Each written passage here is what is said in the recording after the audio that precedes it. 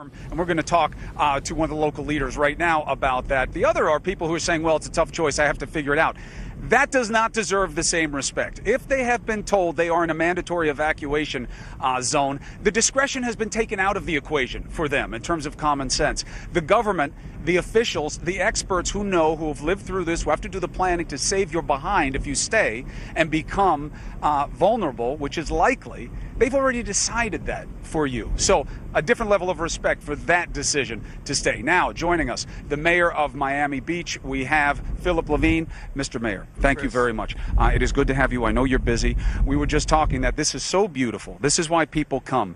And yet, they really should not be here. Tough job for you. I agree. Listen, we don't want them out here. You'll see a lot of them. They're not swimming because it's prohibited right now. I just spent a little time with our ocean rescue folks. They're trying everything in their power to tell people to go evacuate. And at a certain point this afternoon, our lifeguards will be leaving. And of course, they'll be bunkering down in shelters of themselves.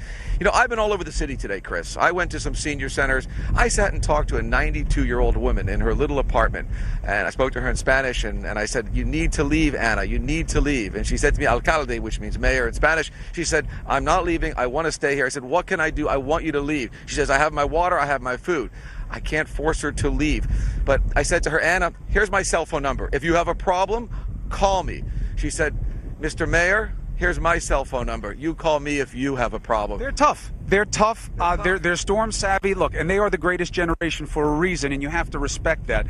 But what do you have in place? Brian Todd was just reporting and saying there are concerns that the shelters for seniors and who need access to power, especially to motivate different systems that are assisting their own bodies. Is that true? What's in place for them? Well, certain condominium buildings, of course, they're going to shut down power, shut down air conditioning, and shut down water. And some of the senior centers, I don't believe they're going to do that. But we are trying everything to convince them. We have buses out there. We have trolleys out there. We're trying to get them to come on. I just met with a group of homeless people on the beach right now, and they're in a big group together. I wanted to know how they're doing, and they said, Mayor, thanks. We're going to go on the bus, and we're going to the homeless shelter. So we have challenges, but we also have some success stories. And now look, we get it. You lived it. I mean, you understand this. You were through Andrew. You know how bad it can be. And we also get that sometimes, luckily, we're wrong. And it doesn't turn out to be what it was. And these people are storm savvy and house proud. And we get that. I get it. I get why they don't want to leave home.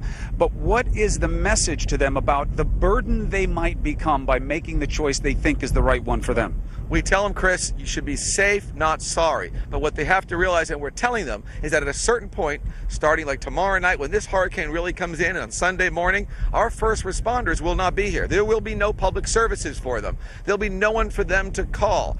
They need to listen and get to a shelter, because at a certain point, Chris, we can't say go to a shelter. The window closes. Now it's time to bunker down. What's the best guess about when 911 will not be an active emergency line? How long are you expecting the window to be? Well, we think by Sunday morning, late Saturday night, Sunday, that may come to an end. So we're hoping that they listen, get to an evacuation center. We have plenty of them. You can bring your pets with you. We have zones where you can take your actual dogs and cats. We have transportation, but that's coming to a close. Please leave. Best guess from the government experts and NOAA, et cetera, who've been giving you information on a steady flow about how long they expect the storm Irma to be present in this area, present in a way that would keep first responders from getting out and do what they do best. We're hearing anything from 5 to 10 hours. That's a long time. That's an eternity. But I can tell you, our first responders, I was with our police chief today, Dan Oates.